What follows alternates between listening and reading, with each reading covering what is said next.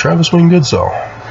So I found out in a Newsweek article this morning that the 22-year-old boy who shot up the gay nightclub in Colorado is Mormon. Kind of questionable as to his activity level, as he's apparently sent death threats to his own mother, who is active Mormon. But nonetheless,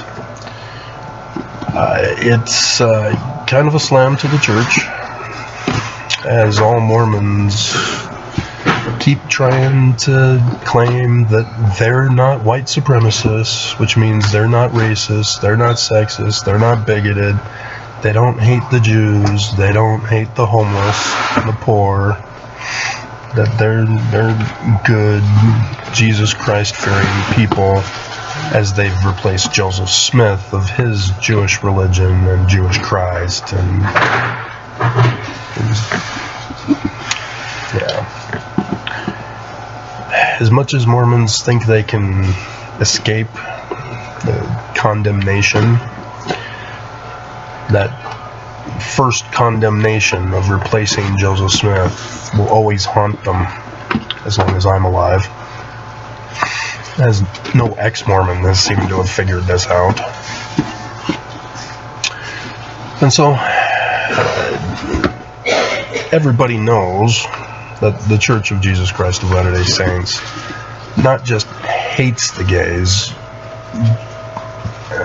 but, and maybe I'm the only one who knows this other part, they're actually so extreme in their hatred that they are willing to purposely harm and instill violence upon LGBTQ. And there are those who do know of it, obviously, because I've found out by other people being victims of it. I'm a victim of the church's physical abuse due to my learning of the ancient language of the Jews. Again, I know where I come from and why I speak what I speak. I was born and raised Mormon, and so I was told to believe that Joseph Smith was the founder of our church. And so Joseph Smith was involved in ancient languages, and yet nobody is doing anything in regards to ancient languages, and I want to know what the ancient languages say. And everybody says that I have to wait, and if it's essential to my eternal salvation, the president of the church will let me know, or I can wait until I'm dead, or other excuses. But in order to punish those who the church opposes, and in this particular case LGBTQ, the church has tag-teamed with psychology, as their family services has psychologists on the payrolls. You may remember last year that their sex therapist has been fired and excommunicated. Why? Yeah, because she was teaching what medical doctors said was healthy for men to do, whereas white supremacists purposely teach men not to do masturbation, and thus causes the aggressive, even escalates to violence in men through the abstinence-only program, which is a criminal negligence of sex ed in our Utah school systems, as well as from the church, as the church itself has come out with many pamphlets, To Young Men Only by Boyd K. Packer, and Miracle of Forgiveness by President Spencer W. Kimball, which was then quoted from in Benson's Solemn Assembly talk to the youth of the Noble Birthright, as women in the church would read these pamphlets and publications and talks, and hear the talks, and be weaponized by the church to sexually abuse men in the church by forcing men to conform and to comply, which is exactly what women don't want, because there's far too many rapes in the state of Utah because of this condition. And yet the church purposely does this to cause the problems, which stem from their tag teaming with psychology, because psychology used to call it a mental illness, and now they're embracing it as the church continues to condemn it, so that people go into therapy because of the abuse of the church, and thus the cycle is perpetuated. It's like a good cop, bad cop. They're both cops. You don't want to speak to them without a lawyer present. Not an option in the church or in psychology.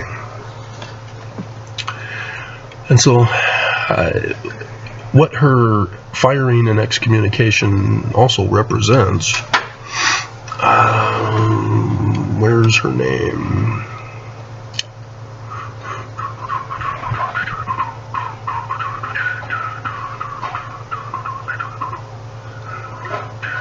Yep, there it is.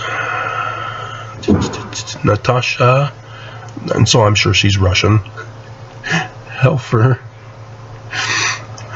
Yeah, a sex therapist. What this also shows is that the church still does not consider psychology a legitimate field. And it's not, but this shows that the church, even though Holland comes out and acknowledges that there are mental illnesses and such, but it also indicates that the church not only disregards psychology as a legitimate field, but are purposely using psychologists specifically for their employment to weaponize them against people. And one of these long-standing weapons that they were used for has been what's called conversion therapy. Apparently, the church has been using that since 1959, and that's quite a long time, far back beyond what I knew of. Stanley Kubrick's Clockwork Orange, which was the first girl I dated, Cynthia Pollard, back in high school. Because of the homophobic pressure, I had to have a date for the prom. Otherwise, people would get weird. My parents got weird. Everybody got weird. You're funny too. One bourbon, one scotch, one beer. Cynthia Pollard. She preferred to be called Cindy. She worked at the bookstore in Corona, and one of the malls there. And it was a bright and intelligent girl, but I'm veering off course, aren't I? Going down memory lane. But the conversion therapy, that was Cindy's favorite movie. And so when I got my own video rental pass at the video rental store at the corner of the 7-Eleven from Auburn Jail, junior high school, middle school, whatever it's called, there in Corona,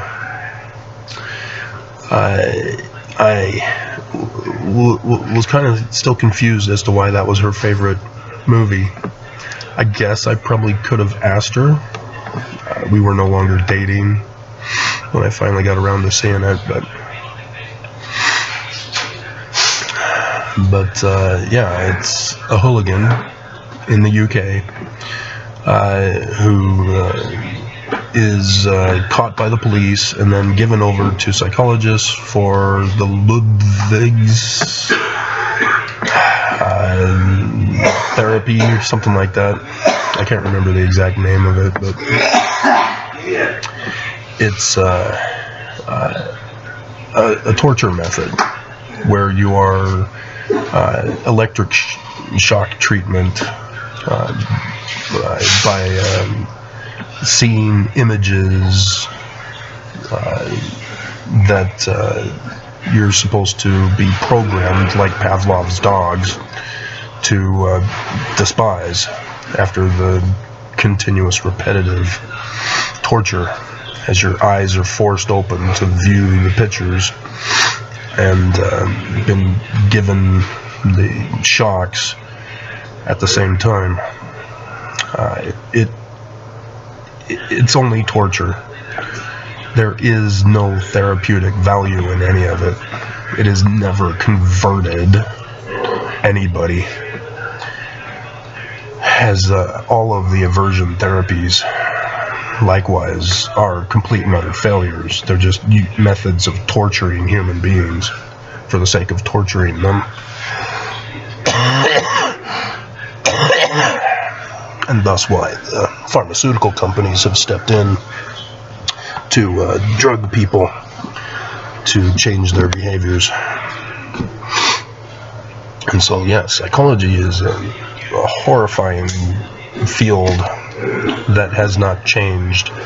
They just outwardly claim to have changed. But when you know the difference between fallacious arguments and sound arguments, you can identify that they're BSing you. And the future generations of students get brainwashed into this fallacious arguments for their field, thinking that they're going to do good in society, helping the poor mentally ill, when in reality they're just perpetuating the evil against them, who have been victimized in the first place.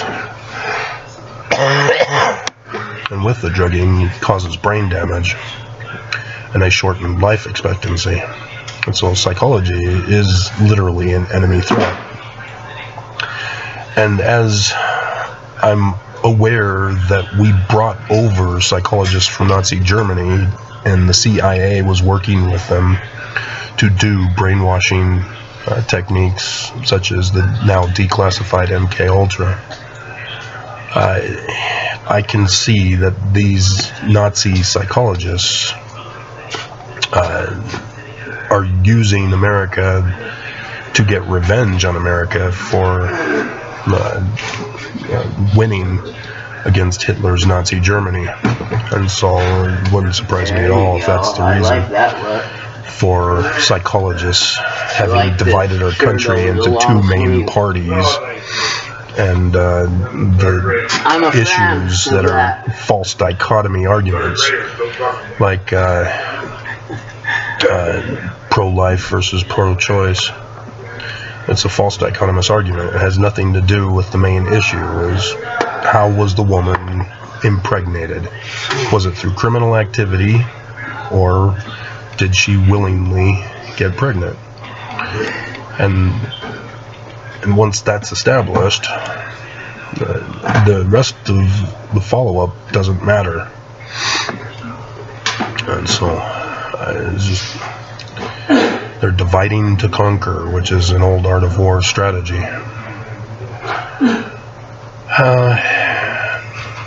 And so, the church, I've noticed, has made the change on the three kingdoms of glory. I saw Exmo Lex do a video on it, but she likewise, I don't think, covered this topic. That it means that you get rewarded after this life. But the church has changed it over time, instilling little seeds of change and doubt to turn it into a heaven and hell ultimatum like Christianity. that if you don't get to the highest degree of the celestial kingdom, which this church under Brigham Young says has to be polygamy, that it's like hell for you in the other kingdoms. And how many Mormons fall for it? Well, those who don't actually study, or as Nelson calls you, lazy learners. But I think he was intending that the lazy learners were the apostates, and not the true and faithful Mormons who are easily manipulated and deceived by the prophets. Because those faithful Mormons will believe anything they are told to believe. And thus Mormons are weaponized, like this, is it Aldrich boy? Let's get his name. Yeah, Aldrich. Anderson Aldrich was weaponized by the church, even though he's less active. He obviously doesn't study Mormonism, and as a result is more susceptible to the hate that comes from the church, being told to despise homosexuality. And so he thinks it's upon him to go out and murder people, which he should know that you're not supposed to murder people, not just in government but in the religion. And yet nonetheless Mormons get screwed up by the church with this misinformation that they spew out.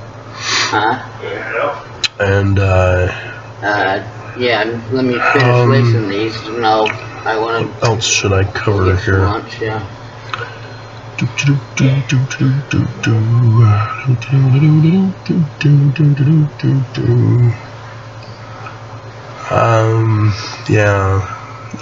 Utah. There was an article back in 2002 by the LA Times that showed that the Utah females were receiving more than double the amount of antidepressants than the rest of the nation. It means that the church has been working with psychologists for a long time, as the church, as white supremacist, hates females. And so when females get in the church's way and protest the patriarchal authority of corruption, the church just sends in the psychologists, send in the clowns, to name call women as mentally ill and start drugging them. Because that's where the antidepressants come from, is from psychologists. Psychiatrists, technically, are the drug pushers. And rather than the government stepping in and telling the church to behave, the church overthrew the government, so that the state of Utah is completely run and operated by the church, as they claim that they're using the laws of the government to do so. But that's where this Respect for Marriage Act comes in, is that the church is now wanting the whole state of Utah to be completely independent of America and be run as literal Zion. And in so doing, all the atrocities of all humans will be performed here under the protection of that exempt clause that the church put in for that vote last week. I told you that I had. And that's why I needed to step in with an emergency warning to our federal officers to put a stop to this. And apparently it did, as Schumer came out that Thursday night to say that it was not going to be mentioned or brought up again until after Thanksgiving. And I've been submitting further filings to help explain in greater detail how the church is trying to overthrow the government and restore their kingdom again. But for the church, they purposely use not only conversion therapy, but psychologists with their drugging to literally harm people. They first bully them with name calling of mental ill and all of the bullying names within mental illness. As, for example, schizophrenia. It's a fake diagnosis created by Nazis in Nazi Germany and was perpetuated by Russia in the 1960s and used against political opponents. It's said by psychologists who made this all up that it only occurs in a man's late teens, early 20s. And so if you're now diagnosing somebody in their 30s, 40s, 50s, 60s with schizophrenia,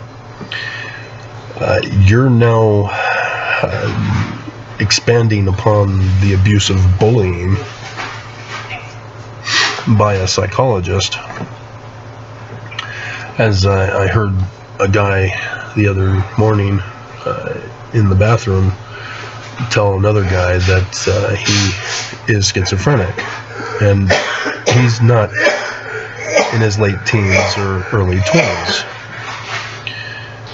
He's at least in his 30s, and so I know that he's been lied to. Has the church here in Utah has granted psychology, whether it's at the University of Utah or Valley Behavioral Health or any other psychological organizations here in Utah, to go nuts on name-calling Utahns and adding more clients to their payroll to give them a nice cushy lifestyle at the expense of human life. And that's an atrocious human atrocity, human abuse. But with Prop 8, the church pushed hard to get everybody to vote for that, as it was the anti-gay bill in California. And with the church's money put into it in violation of tax law, you then get people's response, because they can't compete against the wealthy. And so there were churches that were burned in California and Utah as a result.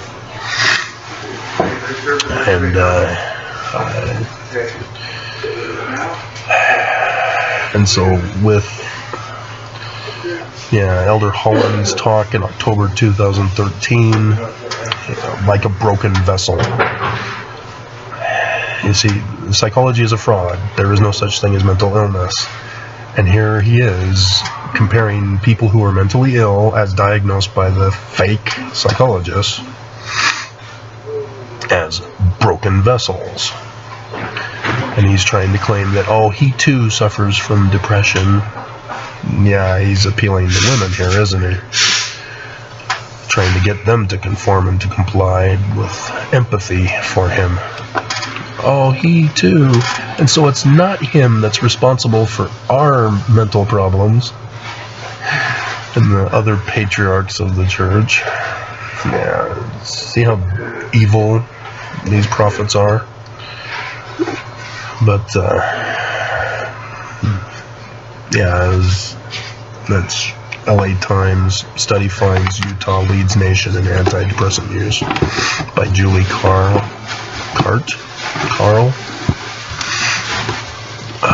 It's too small in print to see.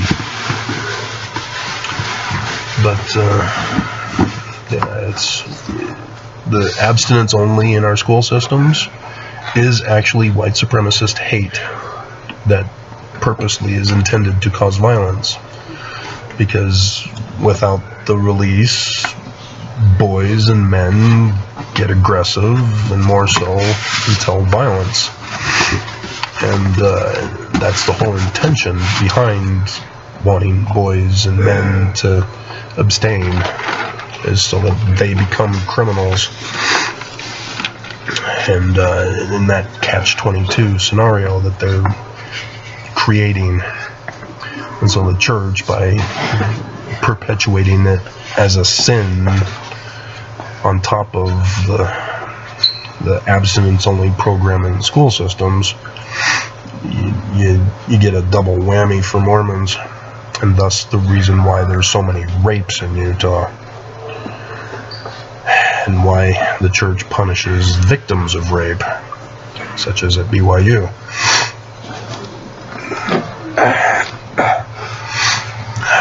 But this is why they fired the psychologist, the sex therapist, is because she was teaching men how not to be rapists.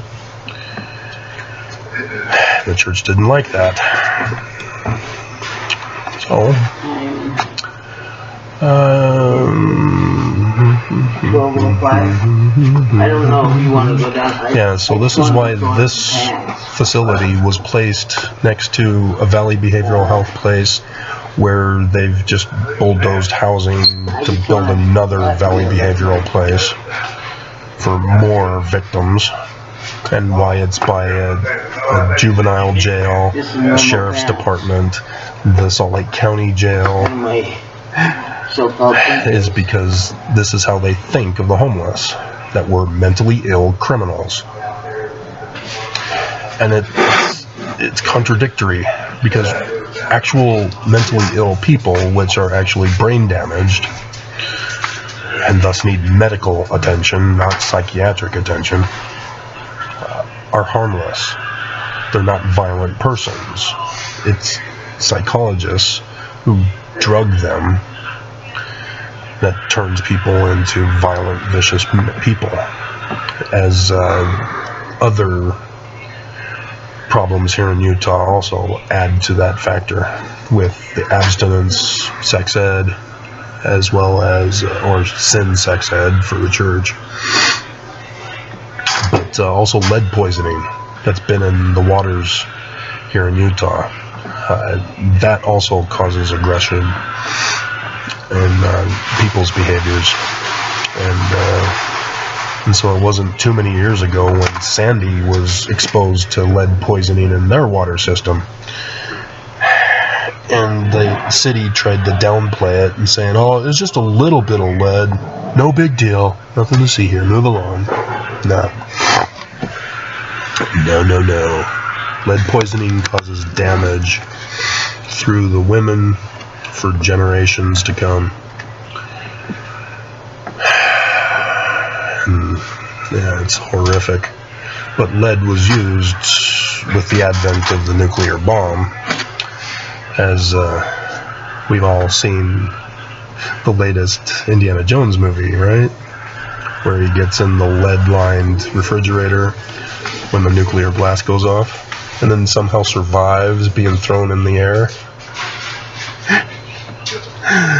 Yep. But yeah, that's why we were given lead paint for the homes and the blinds and all this stuff, and even salt. Tons of salt was dumped in our food, in the canned food, because of the effects of warding off radiation poisoning. And now that we've gone so long without the Cuban Missile Crisis, people have come out and said that too much salt is bad for you and lead is a poison. And so now we're being relieved of the protection from nuclear threats, as nuclear threats are now upon us again. So they knew exactly what they're doing to us. But yeah, this is the danger that's going on right now. The church weaponizes psychology for their malicious purposes.